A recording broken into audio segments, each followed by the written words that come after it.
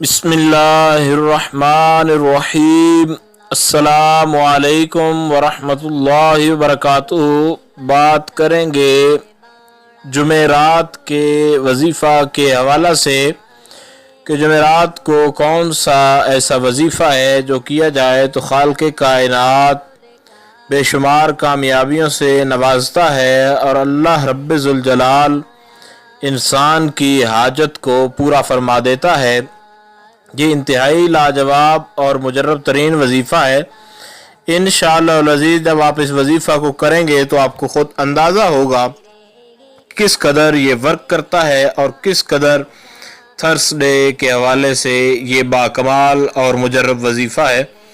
इंशाअल्लाह अज़ीज़ जब आप करेंगे तो अल्लाह रब्बुल ज़ुल जलाल आपको कामयाबी अता फरमाएगा और दुआ भी है कि खालिक़े कायनात आपको कामयाबी और कामरानी अता फरमाए। आपने ऐसा करना है, अल्लाह रब्बुल ज़ुल जलाल का इसमें गिरामी या मुजीबो या मुजीबो इसको आपने 111 मरतबा पढ़ना है और 111 मरतबा पढ़ लेने के बाद आपने एक मरतबा बैठकर सूरह मुज़म्मिल शरीफ जो है उसकी तिलावत करनी है। इसको आप किसी भी वक्त के अंदर कर सकते हैं। नमाज इशा के बाद करें तो ज़्यादा फ़ायदा होगा, लेकिन किसी भी वक्त के अंदर बैठकर जुमेरात को आप इसको कर सकते हैं, चाहे दिन हो चाहे रात हो। तो आप इंशाअल्लाह ताला जब करेंगे तो बेशुमार फ़वाइद जो हैं आपको मयस्सर आएंगे।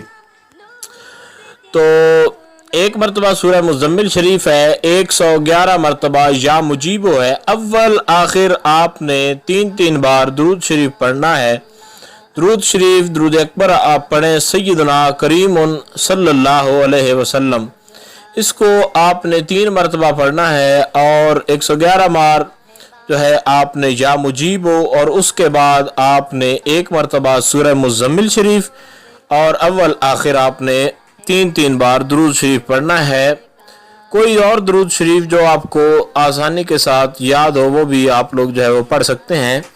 और किसी किस्म का कोई वजीफ़ा के हवाला से आपका सवाल हो, आपको कहीं समझ ना आई हो, तो आप लोग कमेंट्स कर सकते हैं। इंशाअल्लाह अज़ीज़ मुकम्मल तौर पर ये कोशिश की जाएगी कि आपको आपके सवालात से आगाह कर दिया जाए।